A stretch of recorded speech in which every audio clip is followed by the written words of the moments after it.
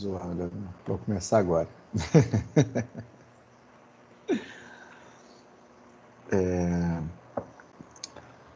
Então, pessoal, boa tarde. Boa tarde. A aula já está gravando. Temos 9. Espero que daqui a pouco chegue mais gente.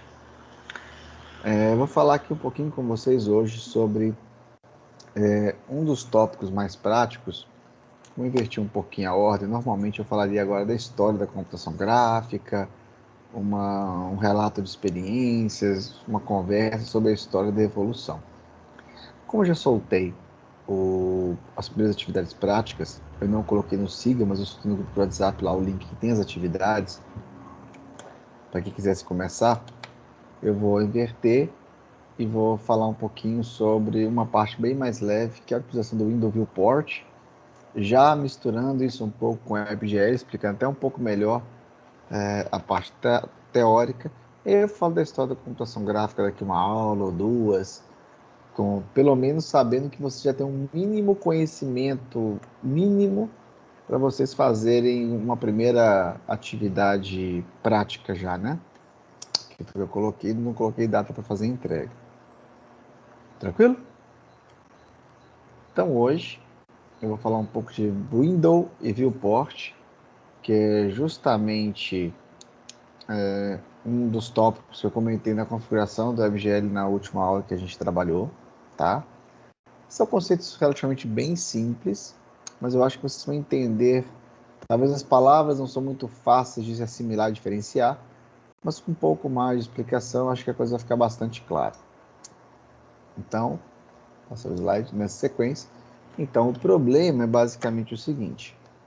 Uma cena, em tese, é 3D, mas ela sempre é projetada em 2D. Então, um dos problemas mais simples da computação gráfica é sempre o seguinte. Eu tenho elementos que eles são aqui modelados no mundo de dados. Toda a minha modelagem ela acontece no mundo tridimensional, só que eu preciso projetar essa cena, o resultado, em uma câmera e uma tela 2D. Então, é óbvio que a gente não vê nada em 3D dentro de um monitor. A gente vê um desenho 2D de uma cena em 3D, com efeitos visuais que nos dão a noção de profundidade.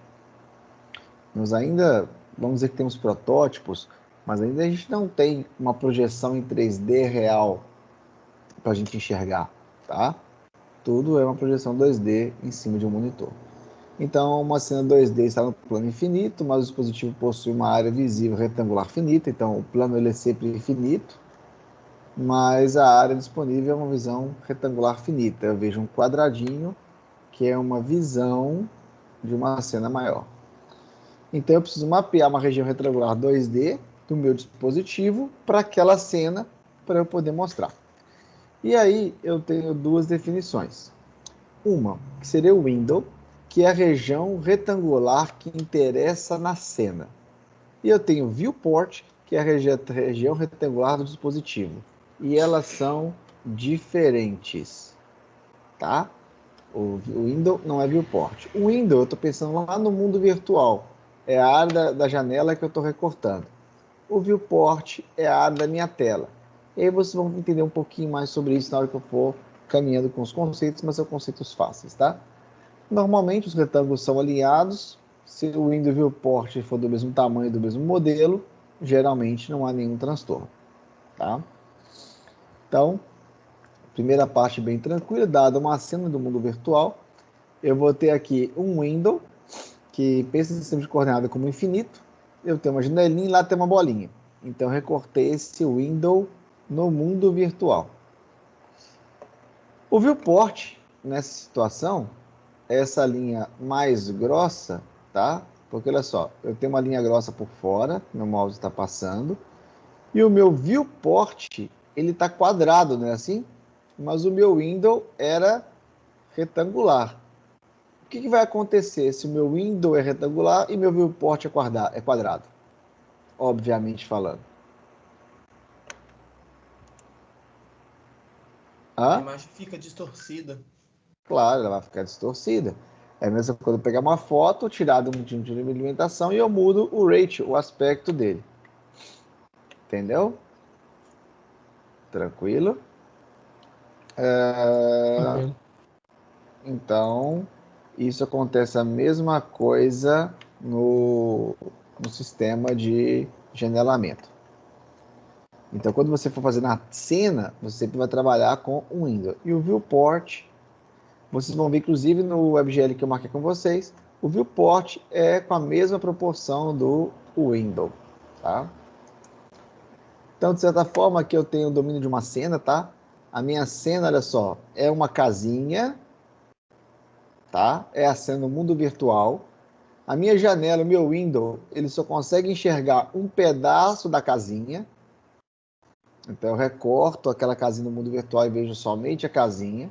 É como se fosse aquele triângulo e retângulo da última aula. Você só vê um pedaço da cena, se o triângulo estiver atrás você não vê, se estiver fora do quadrado você não vê, tá?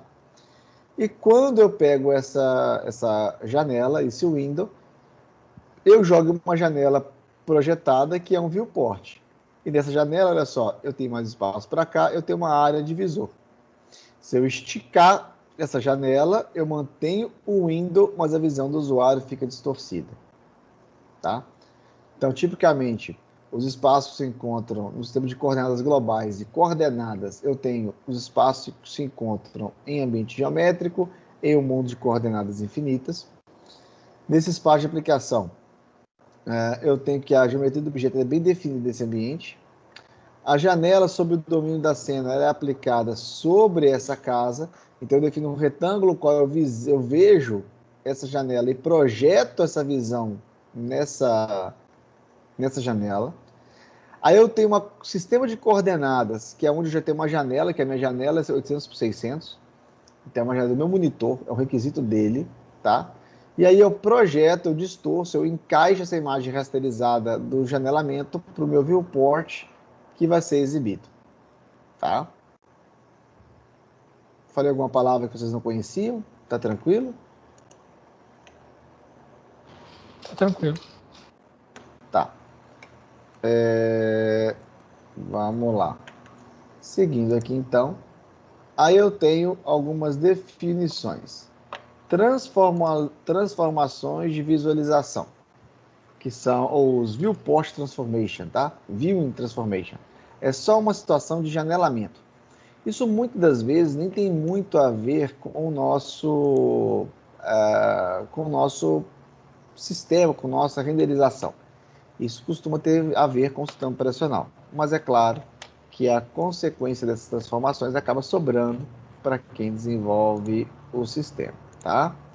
Então, de certa forma, é o processo de mapeamento de uma janela do domínio de cena, World Coordinates, que é o mundo externo, para um visor de Screen Coordinates, que são as coordenadas do visor que a gente está visualizando.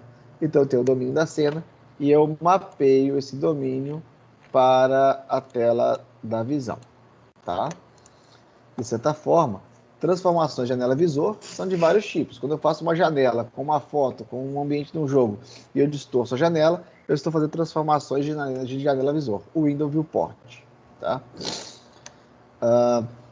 Nesse caso, sempre são, se eu movo uma janela, não estou movendo, se eu mover o meu viewport, eu não estou movendo a janela, se eu distorcer meu viewport, eu não estou fazendo nada com relação à projeção.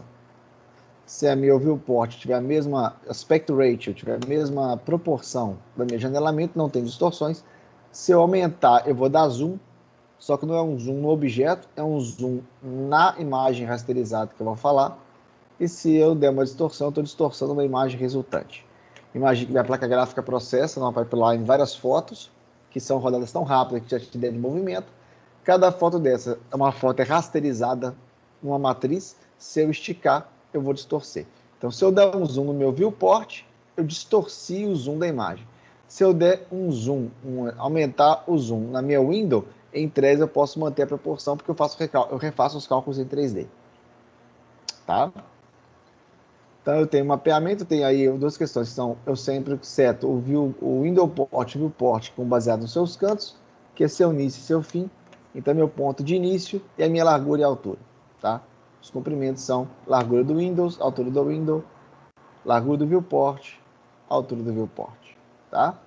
E aí uma importante métrica, extremamente comum para vocês no dia a dia, mesmo sem saber o que é o aspecto, o ratio, a proporção das telas de viewport.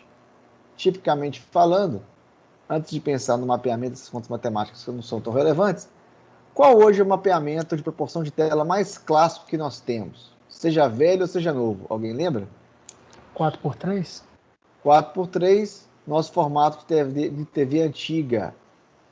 E os notebooks, a maioria de vocês, e as nossas telas que você compra numa loja, a grande maioria tem qual proporção? 16:9? 16:9, né? Porque, aí vem uma pergunta, as televisões, elas são extremamente padronizadas. Praticamente todas mantêm 4x3, o que não existe mais praticamente, e as novas mantêm 16:9. Ou seja, são 16 de largura para cada 9 de altura, né? Isso com a proporção. Assim como nossas fotos 15:21, 10:4, quem tem foto, né? Foto 3:4, 10:15, são proporções, tá? Por que? Alguém saberia brincar com a ideia de por... Diga. Celulares novos agora, esses tops de linha aí, já estão vindo com uma proporção maior, né? Acho que era 19:6, um negócio assim. Isso, eu vou falar um pouquinho sobre isso neste exato instante, Mike. A primeira pergunta é a seguinte: por que a televisão é extremamente padronizada?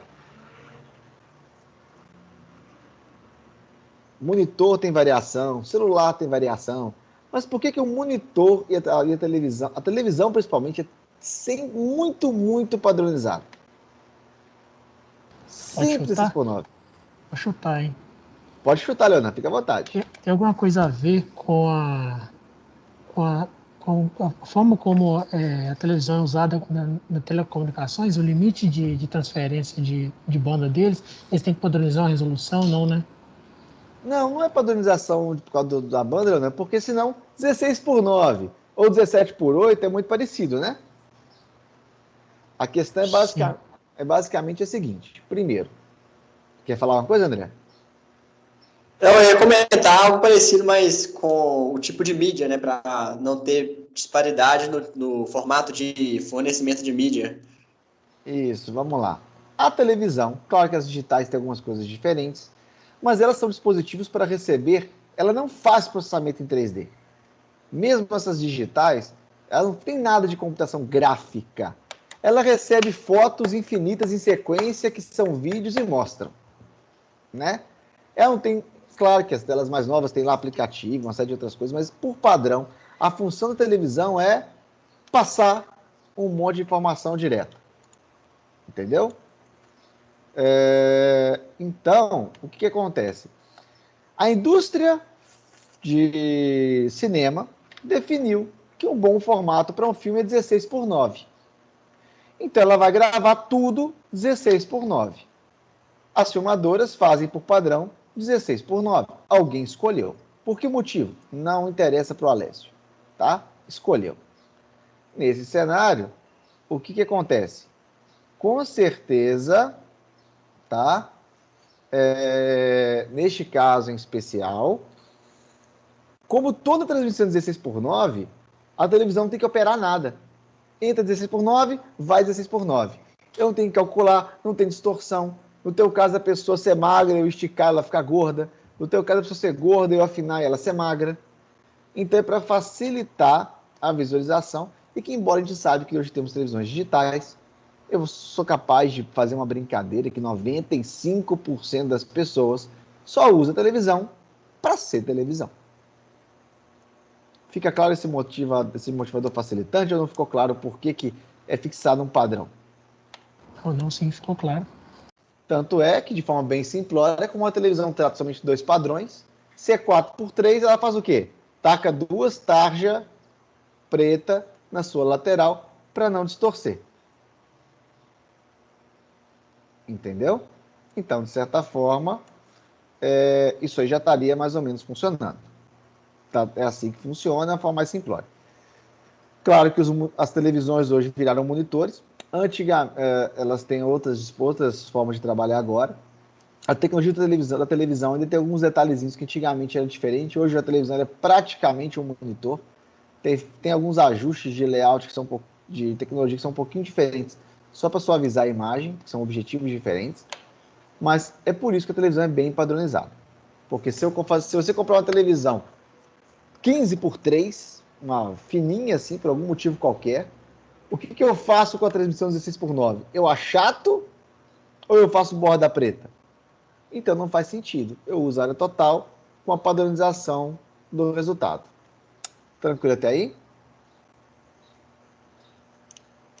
Tranquilo. Ok. Tranquilo. Aí vamos brincar agora um pouquinho mais. Por que os monitores são... Assim, existe uma padronização de monitor. Eu posso dizer que a grande maioria é 16:9. Mas por que nos monitores e até no celular há uma grande diversidade de resoluções? Não é grande diversidade também não, estou falando até um pouco exagerado, né? É mais comum haver alterações de proporções. Porque talvez o monitor ele quase sempre vai ser ligado a uma placa de gráfico e essa placa gráfica faz as conversões lá, as transformações para ele. Primeiro facilitador, o Leonardo falou. É bem comum ter uma placa gráfica que faz as transformações. Mas segundo fator mais importante, o que a televisão... Eu acabei de falar que a televisão tem um motivo e o monitor não tem esse motivo. A padronização de mídia. A televisão recebe uma mídia padronizada em forma de vídeo, quase sempre igual. O monitor não foi feito para passar filme. Eu uso ele para passar filme. Mas cada janela é de um tamanho, então não faz diferença mais a padronização. Ninguém compra um monitor para ver filme. Seria uma televisão que tem outras funcionalidades. Então, o monitor eu tenho mais liberdade. Vem um cara lá e faz um monitor que é tipo assim, aquele oval gigantesco, que coloca na sua mesa inteira, que custa R$1 milhão. Se tivesse uma televisão daquela, ia ser, vamos usar a palavra, uma bosta. Porque o aspecto do monitor é diferente, eu ia botar já preto na lateral. A não ser que eu faça duas televisões uma do lado da outra, não é assim? Fica claro que os objetivos são bem diferentes? É tranquilo Sim, isso? fica claro, fica claro. O celular é a mesma coisa. O celular não está preocupado com o aspecto, é preocupado com o tamanho que cabe na sua mão. Mais confortável, mais adequado. Limites com relação se tem a borda preta da caixinha, eles usam a melhor área possível. Sempre se aproxima ultimamente 16:9. Mas se a tela do celular for 4:3, se ela for quadrada, o que mudou a sua vida? Ela pode dar uma distorção de olhos proporcional, mas seu WhatsApp vai encaixar. Às vezes ela for um pouco mais larga, tem gente que tem uma mão muito grande e a tela for mais larga, vai achar uma beleza. Quem tem mão pequena prefere um celular mais simples. E eu tenho como ajustar a tela de acordo com o dispositivo. O celular está muito mais próximo de um monitor do que de uma televisão. Embora, é claro que nessa diferença, se eu ver um filme em full screen e o monitor não seguir a proporção, o filme vai ficar distorcido, assim como o celular. Fechado esse primeiro ponto? Tranquilo? E é claro que a placa gráfica vai ter que fazer esse cálculo de proporções. Então, quando você cria uma janela lá no seu WebGL, mesmo que seja um bobo, você manter o aspect ratio do window com janelamento vai dar certinho, tá? Vale lembrar que no seu window não tem distorção, porque o seu window é só uma janela no mundo. Se você tem um triângulo e a sua janela é triangular, eu vou ver uma faixa branca. Não vai caber o triângulo lá dentro, porque a janela não faz distorção. A janela projeta o objeto.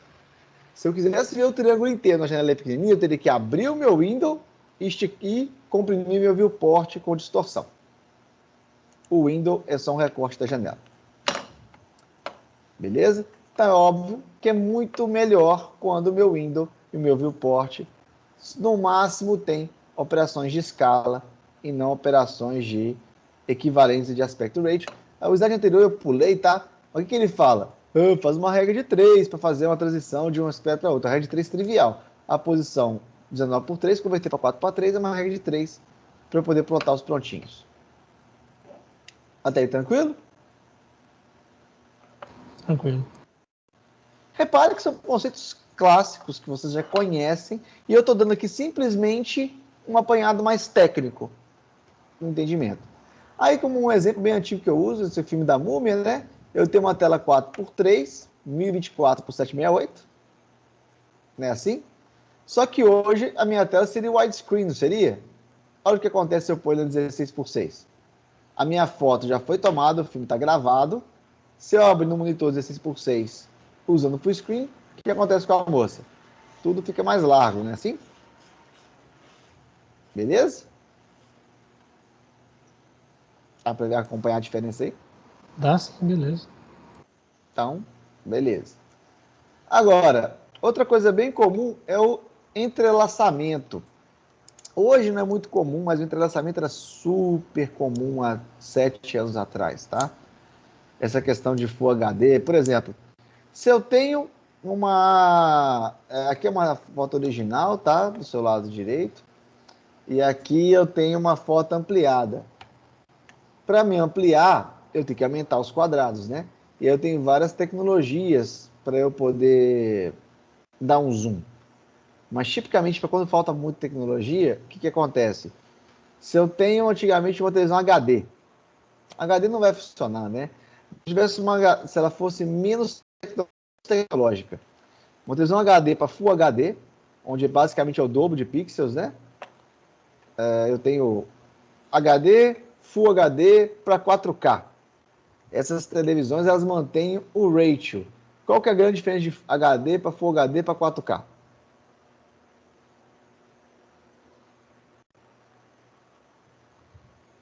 Eu tenho uma mesma tela com mais pontos disponíveis. Se eu tenho mais pontos, eu tenho uma resolução. Quanto menor a resolução, melhor engana meu olho e eu tenho a impressão de ter fotos mais nítidas. Porque no mundo discreto é tudo contínuo. Eu vejo infinitos pontos. Quando você me vê no monitor aqui, você não está vendo no monitor. O seu olho está captando infinitos pontos contínuos no mundo real. E você projeta no monitor esse mundo em pontos. Se os pontos forem suficientemente pequenos para representar cada vírgulazinha de um pixel que está diferente de um ponto, de uma variação de cor, eu tenho imagens mais reais. Então, a televisão 4K, ela é boa, porque eu tenho mais pontos disponíveis. Até aí, tá ok? Ok. Agora, uma situação engraçada que talvez vocês não tenham percebido nunca na vida de vocês. Alguém já viu uma televisão 4K de 20 polegadas? Não, mas o monitor eu sei que tem, talvez até menor que isso. O monitor é um caso específico, mas televisão, para o monitor fazer coisa. Por que hoje em dia, repare, você pode ir na loja comprar, tá? Você vê que as televisões HD ou Full HD, geralmente, acho que isso vai mudando, né? Mas geralmente, televisão 4K é só acima de 30 polegadas. Na verdade, acima de 40, para falar bem a verdade. Alguém sabe uma informação legal do qual que é a proporção do tamanho da televisão e a questão de 4K, Full HD e HD?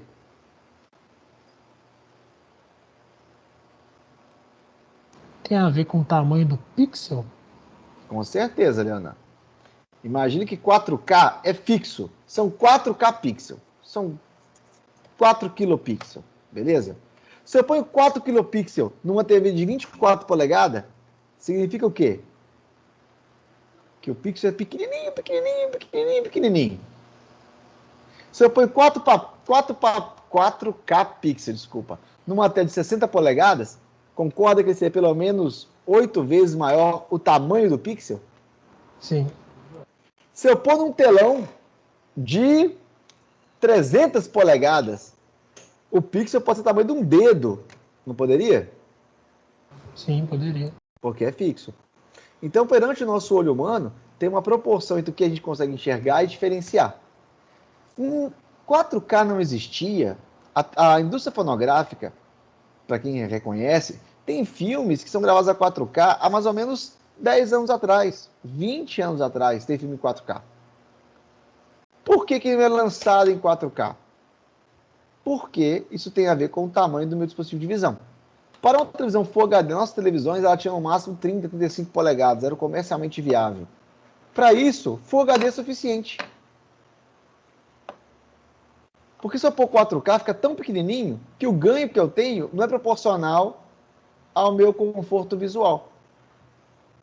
Pô, a televisão de 70 polegadas Full HD, ela é destroçante, porque os pontos são muito grandes.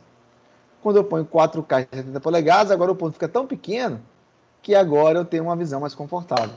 Fica essa relação entre o tamanho dos pixels do 4K Full HD e HD e o seu dispositivo?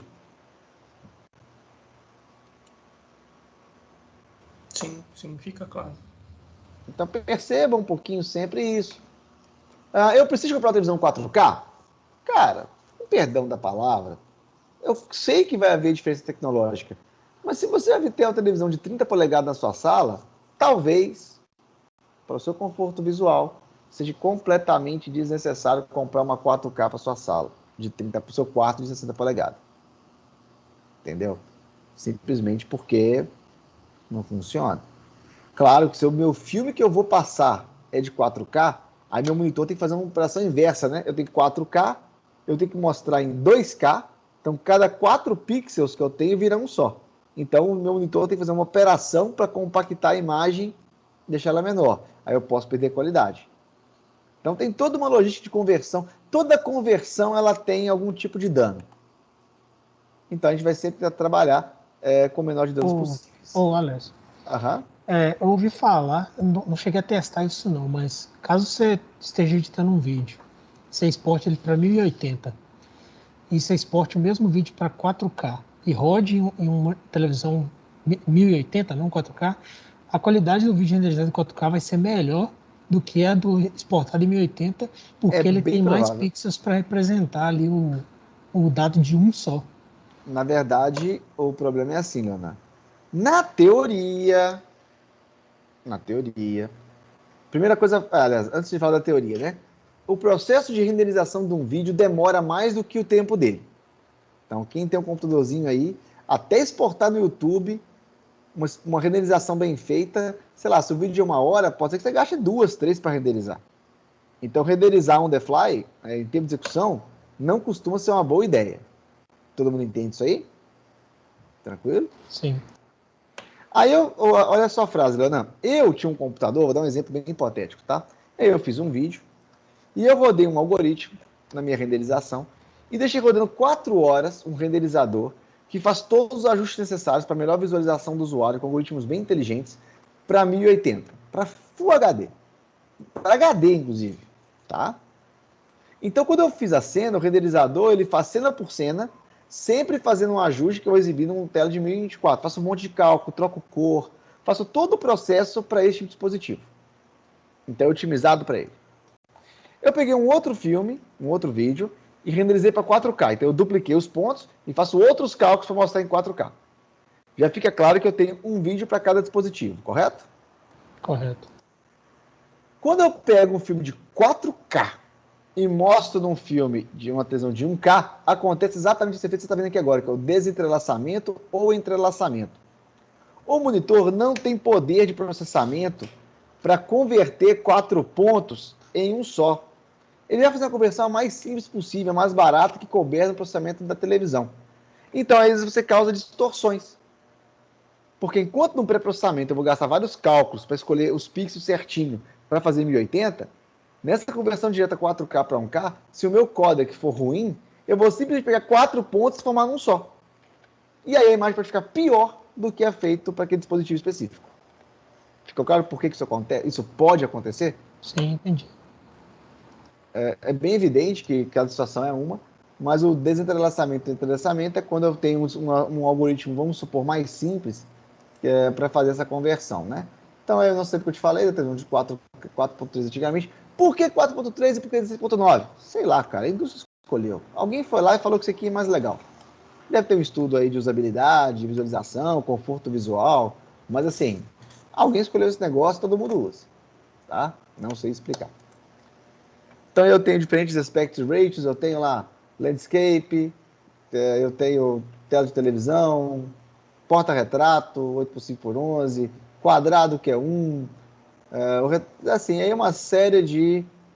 o quadrado perfeito, que eu não lembro mais a proporção exata, que as pirâmides têm lá dentro, que todo triângulo tem uma proporção específica lá para fazer um conforto visual perfeito de simetria Mas, assim, são proporções que a gente define, tá ok? Então, para isso, aqui estão funções de OpenGL, com as suas variantes em WebGL, tá? Eu tenho uma função chamada GL Viewport, na biblioteca de GL. Aí, o C++, o Java, cada um tem uma implementação parecida, mas eu declaro lá o meu XY, que é onde eu começo, o meu viewport, e a largura e a altura. Isso tem lá praticamente igual no WebGL. Eu tenho um GL Ortho 2D, que esse cara faz a minha proporção de conversão da minha cena para o domínio. Então, é como eu projeto ortogonalmente a minha cena 3D na minha visualização. No GL, essa chamada é um pouquinho diferente, mas a ideia é muito parecida, tá? Então, eu tenho o meu viewport e o meu, como eu vou projetar esse viewport na projeção 2D. E agora eu vou falar um pouco do WebGL, da pipeline, que vocês teriam que entender um pouquinho mais e que eu falei prática na aula passada. Eu tenho basicamente o seguinte, isso acontece também isso é do GL, tá? Mas no WebGL, esse aqui é um pipeline específico do GL, mas do WebGL, mas é um pipeline clássico no GL, no OpenGL, JGL, assim por diante. Tá, vamos lá. Primeiro, eu tenho um vertex, que é um vértice de um ponto, como vocês viram na aula anterior. E a primeira coisa que eu aplico nesse vértice é que esse vértice está solto no mundo ideal. A gente vai falar muito sobre isso, sobre coordenadas geográficas. E eu multiplico esse vértice por um modelo, uma matriz de modelagem. Essa matriz de modelagem vai posicionar o meu triângulo em algum lugar da tela. Quais são as transformações de modelagem? Transladar, rodar o objeto, escalar, beleza? Eu tenho aí várias operações que eu posso aplicar sobre a matriz de rotação. E a matriz de rotação é o mundo real, tá, velho? Eu tenho aqui uma caneta, eu posso transladar. Eu nunca quebrei a caneta. Eu transladei, eu rotacionei, eu distorcei.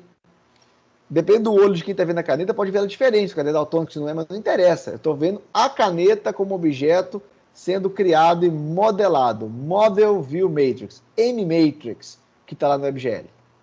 No exemplo que eu coloquei, tá?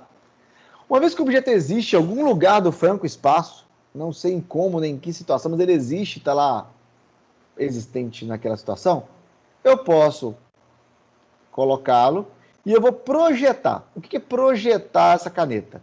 Quando eu olho essa caneta aqui na minha frente, vocês estão vendo no monitor, você vê uma projeção dessa caneta em 3D no seu olho.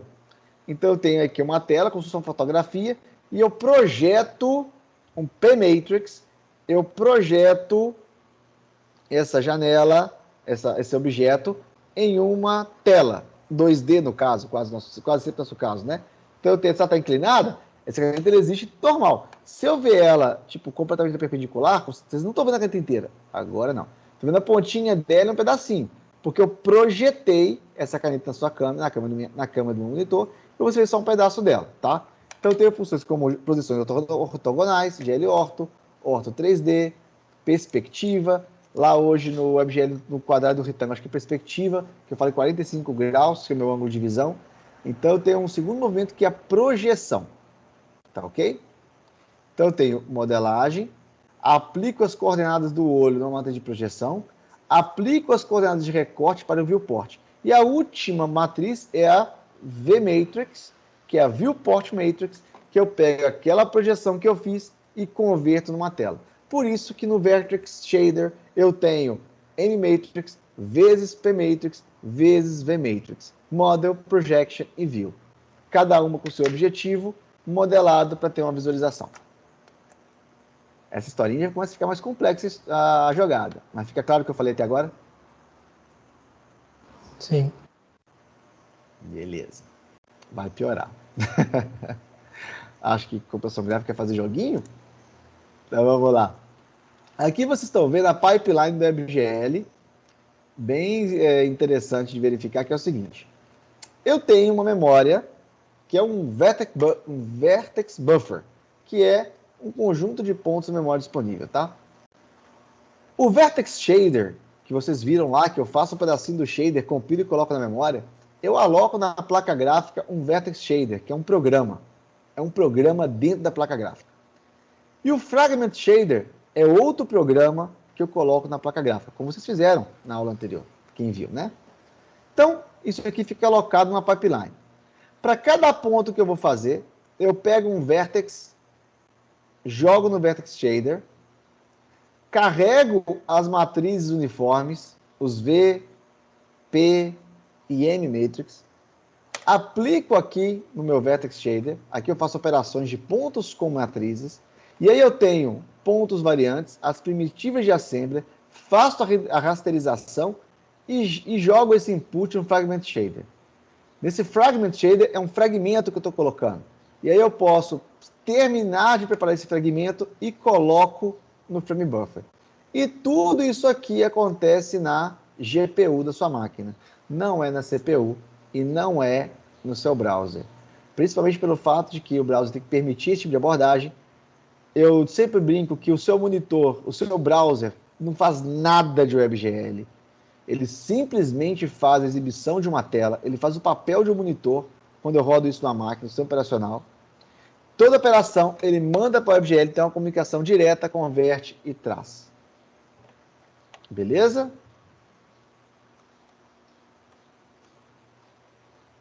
Tranquilo isso aí?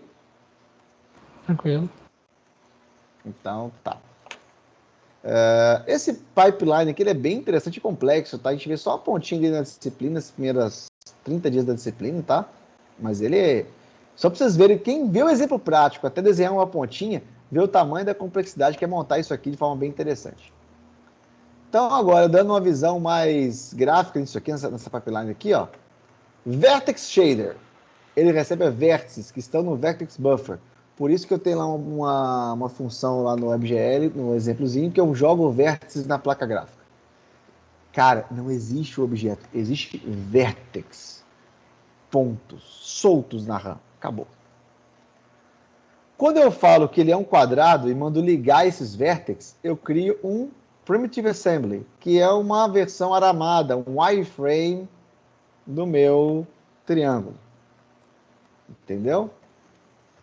A partir do momento que eu fiz aqui minha assembly, eu fiz só o wireframe, eu fiz só o rascunho, tá? O Prime Assembly está aqui, ó.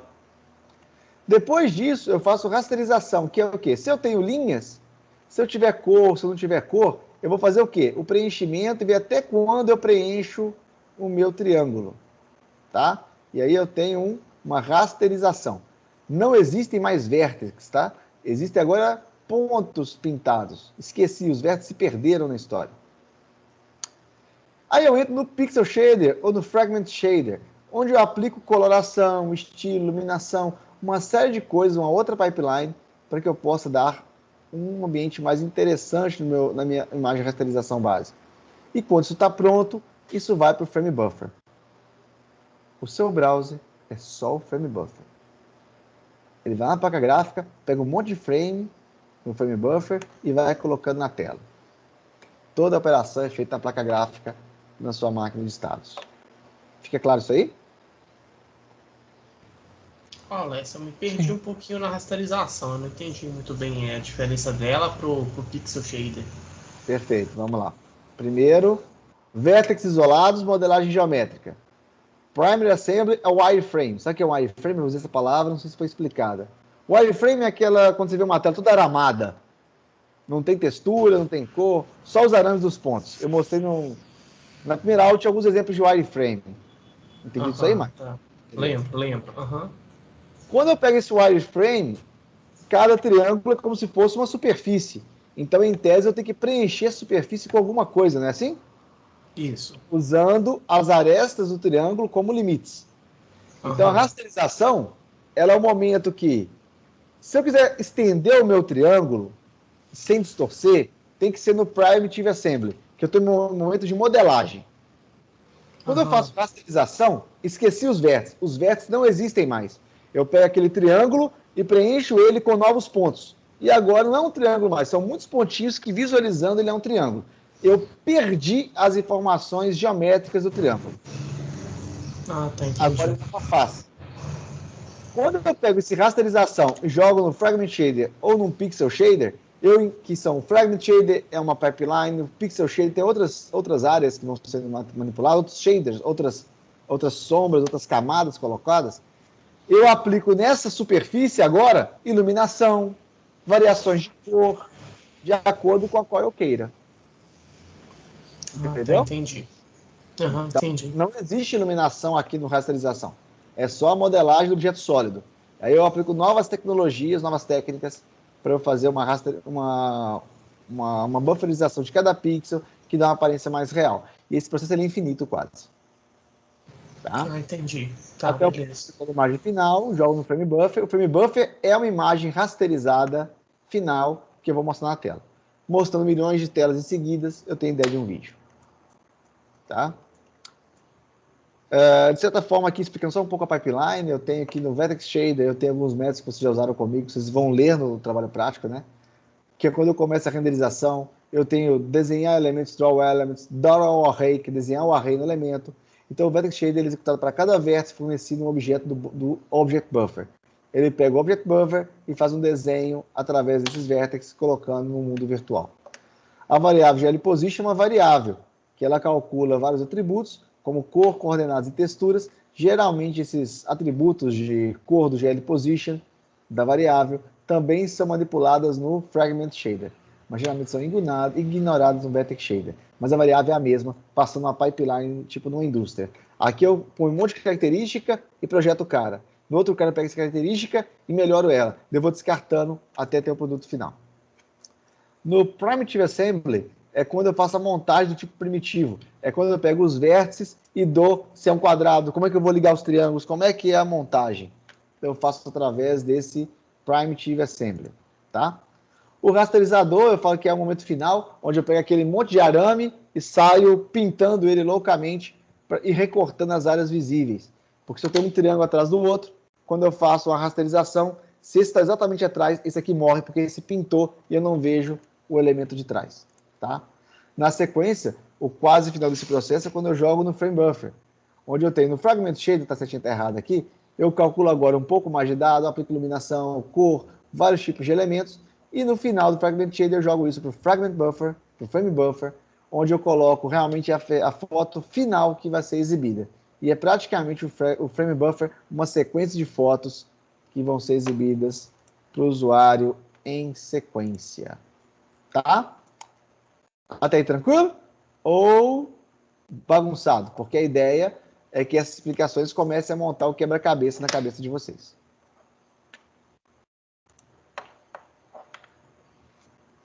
Tranquilo? Ou não? Sim, tá sim, tranquilo. Alex, esses slides já estão no Siga? A princípio não, mas eu coloco já já, porque o vídeo estava disponível, né? Então eu acabei pulando os slides. Eu não coloquei lá, mas eu vou tomar vergonha e vou colocar essa semana. Mas como estava o vídeo, eu acabei relaxando com relação a isso. Entendeu? Tranquilo, Bacuque? Tranquilo, valeu. Eu vou providenciar essa... Eu vou providenciar de mandar esse vídeo aqui para você, esses slides para você, tá? Ou no Siga, na verdade. Já posso preparar lá. Então, na sequência, tá? Eu tenho agora outros slides que eu vou até quase que pular, porque eu já fiz a explicação na aula teórica, aí eu tenho outros steps lá para criar o Frame Buffer, só que como essa aula era feita antes daquela aula prática que eu fiz com vocês, isso tudo está colocado aqui agora, de alguma forma já foi explicado na aula anterior. São os pedacinhos de cada elemento que eu faço dentro do WebGL. Eu vou pular aqui mais para o finalzinho e eu vou explicar alguns detalhes relevantes, que seria o Primitive Assembly. Tranquilo? Vamos Tranquilo. lá. O Primitive Assembly, que é o momento de fazer o aramado, o OpenGL define algumas primitivas. O que são as primitivas? São as formas às quais eu ligo os triângulos. Olha que interessante isso aqui. Eu tenho primitivas disponíveis, tá? Tem algumas mais, mas por padrão são GL Triangles, são enumeráveis, né, que você passa na construção. GL Triangle Strip, Triangular Fan, GL Quads, Quad Strip. O que é isso? Se eu tenho 3 vértices e eu ligo GL Triângulos, ele vai ligando um por um dos vértices, um a um, na tela. E eu faço 2 triângulos separados. Fechou? Se eu usar a primitiva Triangle Strip, o que ele vai fazer? Ele vai ligar todos os vértices com seus vizinhos de qualquer jeito. Olha. Se eu tenho mais de 2 vértices, mais de 6 vértices, né? Se eu fizer aí triângulo fan, ele vai fazendo triângulos entre todos os vértices, formando novos triângulos, rodando automaticamente essas... Opa, abre a janela aqui. Ligando os triângulos automaticamente. Se eu tiver, nesse caso aqui, ó, eu tenho 4 pontos, tá? E eu fazer GL triângulo strip, em vez de fazer um quadrado, ele vai fazer 2 triângulos. Se eu fazer GL quads, é como se ele linkasse quadrado a quadrado. E o quadrado e o quad strip, ele vai ligando os quadrados, 2 a 2 vértices, formando novos quadrados na tela. Fica claro o que eu estou explicando sobre essa forma de ligar os pontos? É igual aquela brincadeirinha de criança lá, de ligar pontinho. Sim, sim. Beleza até aí? Tá. Beleza. Vou continuar aqui então, tá? Então, quando vocês forem brincar, inclusive, lá no exercício prático, vocês podem ligar e desligar essas variáveis. Você vai ver que dá situações completamente diferentes. Vocês vão perceber que dá situações assim, completamente diferentes. Você pega 2 triângulos, você pode pegar por exemplo, o quad, que eu coloco aqui, são 2 quadradinhos. Se você ligar um GL triângulo em vez de um GL quadro, em vez de fazer um quadrado, ele faz 2 triângulos separados, diferentes. Só que tudo é branco, você não vai perceber. Mas quando a gente ligar o posicionamento de cor, vocês vão ver que fica bem diferente a ligação, tá? Então, parece brincadeira de criança mesmo. A gente chega e liga literalmente a forma com a qual os pontinhos são ligados, ele sai ligando aquilo loucamente. Então, eu tenho ainda o line strip. Olha só, o line strip vai dando os pontos e vai ligando. Se eu fazer um line loop, ele vai ligando todo mundo e o último ele liga com o primeiro, na ordem que eu entreguei os vértices. Tá? Então, são primitivas. Triângulo strip, eu tenho 4 pontos. Eu tenho aqui o triângulo strip normal, ó, o triângulo normal, o triângulo strip e o triângulo fan, que ele vai ligando todos os vértices localmente. Então, a forma de ligar essas primitivas infere diretamente em como eu tenho o resultado da minha tela. Até aí, tudo certinho? Mais ou menos ok? Ok. Do ponto de vista de viewport de janelamento, é isso que eu ia falar. E aí eu vou voltar agora um pedacinho na parte prática lá. Então, repare que eu falei aqui agora, é só um conceituamento teórico sobre coisas que vocês já ouviram falar. No finalzinho, essa questão de WebGL é só para vocês linkarem um pouco mais com a abordagem prática. Para aqueles que não verificaram, eu coloquei todo o material, mandei no grupo do WhatsApp lá. Ó, o Bacu que tá no WhatsApp? Não sei se você tá no grupo. Eu tô. Você tá? Olha só. Então, quem entrar aqui tem um link lá no Alessio Júnior, acho que tem computação gráfica aqui dentro. Aí aqui, ó, eu tenho todos os tutoriais, tá? Essas atividades estão desligadas ainda. Tipicamente, esses tutoriais de álgebra e computação gráfica eu não vou usar por enquanto. É que queria ter uma noção sobre os fundamentos, tá? Mas não é muito relevante, mas ajuda a entender um pouco mais sobre geometria, que vai ser usado muito posterior. Então, aqui são só... É um tutorial que eu não foi eu que escrevi, eu peguei esse do cara da USP, mas ele fala um pouquinho sobre as projeções, abordagem matemática. Eu não uso essa abordagem de álgebra linear, mas eu acho muito interessante, às vezes, ler para entender um pouquinho o que acontece, tá? Tô vendo que tem uma distorção aqui na página. Eu vou consertar isso aqui. Não está carregando o JavaScript que coloca na tela isso aqui. Na sequência, o que é importante para a gente é o WebGL prático. Então, o que eu fiz com vocês foi o tutorial de construindo triângulos. Aquela pipeline do slide está aqui, ó. É explicado novamente. Na sequência, eu tenho uma outra abordagem que vai ser colocada, que basicamente eu faço o quê? Eu vou fazer uma coloração de triângulo. Então, ele pega exatamente o tutorial anterior, explica um pouco mais a pipeline e ativa a situação de colorir de um triângulo. O que é esperado de vocês é que vocês brinquem com isso aí. É esperado que vocês entendam como colora, que elemento que eu mexi, e se for necessário, alguém vai pedir uma aula para eu explicar um pouco mais sobre essa coloração. Mas eu assumo que vocês leram e entenderam Então é necessário que não entender como ser colorido, que verifiquem, e eu só mostro aqui a diferença de um para outro, tá? Eu até vou conferir, dependendo do tutorial, algumas... Eu já vi que agora, por exemplo, que isso tá, eu tenho que ver se as chamadas estão certas. Como eu migrei as APIs de versão, pode ter algum copy-cola desse aqui que não funcione por causa da versão da biblioteca, tá? Mas a minha expectativa é que a maioria funcione, que eu já revisei isso aqui uma vez já. Uma ou outra coisa dá pau. O principal problema das APIs é que GL Translate. Geralmente eu passo MMatrix, depois outra MMatrix e uma translação. Em alguns momentos, talvez vocês leiam um elemento que aparece só uma vez o MMatrix. Porque na primeira versão da biblioteca, ele pegava essa translação e aplicava nessa aqui. Na versão nova, eu tenho que passar onde eu vou salvar. E se for passar no mesmo lugar, eu tenho que passar ela 2 vezes para poder salvar. Então é só uma versão de biblioteca, mas a função é a mesma coisa. Tranquilo? Então eu vou colorir. Na sequência, eu espero que vocês pelo menos coloram, tá? A rotação eu vou explicar no momento posterior. Então a outra jogada é essa aqui, ó, onde eu faço o giro dos triângulos do quadrado. Aqui entram novos elementos importantes, que é quando eu vou falar de translação, rotação e alteração de frames. O que eu vou explicar para vocês? Essa movimentação de push de matrizes eu vou explicar, mas eu gostaria encarecidamente que até a próxima aula de segunda-feira vocês tivessem lido o tutorial de criando, colorindo e até movimentando. Tá?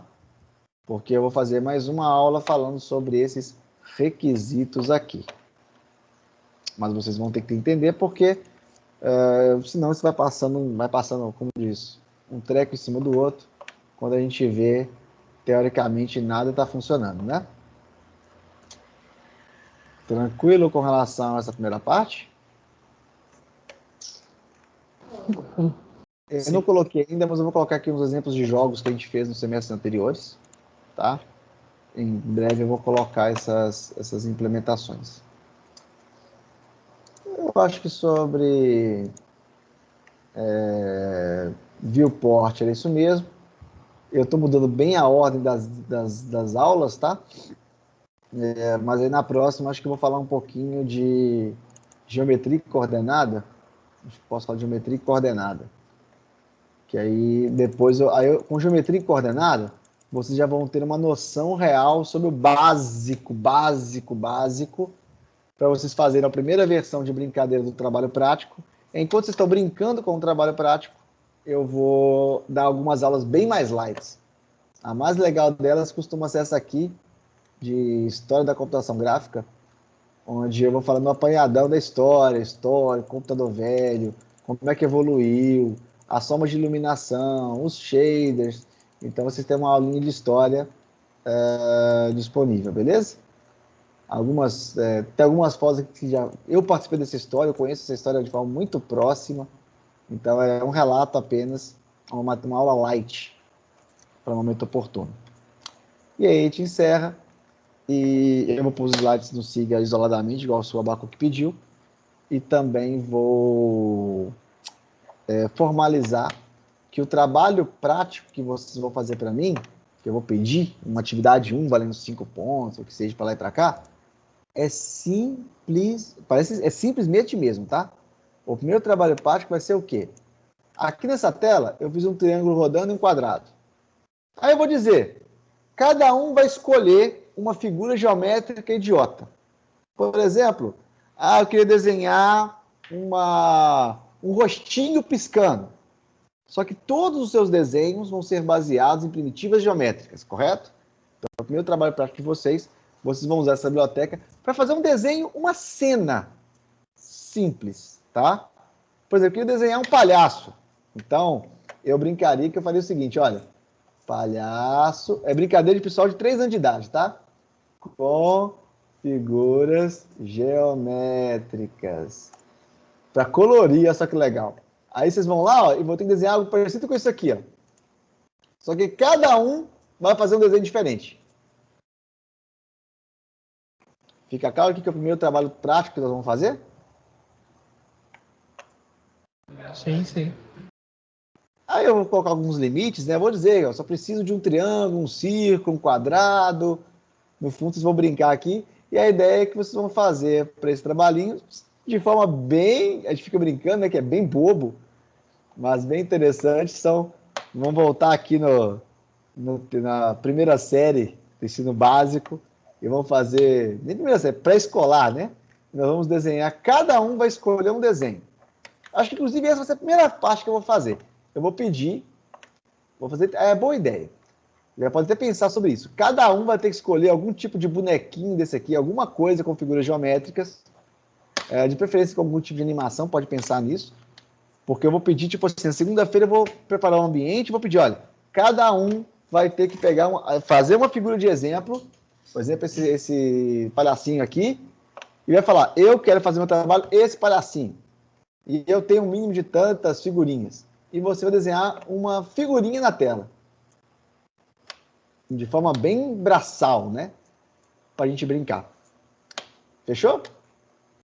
Já vou até preparar para lançar esse trabalho prático. Quem quiser se adiantar, meu conselho é fazer os tutoriais 1, 2, 3, até movimentação, para a gente poder brincar com um trabalho prático que vai ser algo parecido com isso aqui. Ok? Ok. Se tivermos resolvidos, sem dúvidas, encerramos a aula e seguimos para quarta-feira. E já fica a atividade que todos devem gastar tempo para fazer as práticas 1, 2, 3 e 4, porque a 1 não existe. Porque eu já vou soltar a primeira parte do trabalhinho para ir brincando, mas esse 4 eu ainda vou explicar um pouquinho sobre ele, a questão do push matrix, empilhar, desempilhar. Quem não entender não tem problema, prepara uma aula sobre isso. Aí consegui dar uns 50 minutos. Eu estou melhorando com esse negócio de... O Luan sofri com minhas aulas de 1h30, agora estou acostumado a fazer aulas de 50 minutos com conteúdo teórico. Belezinha? Beleza. Então, estou encerrando a gravação. Eu dou como encerrar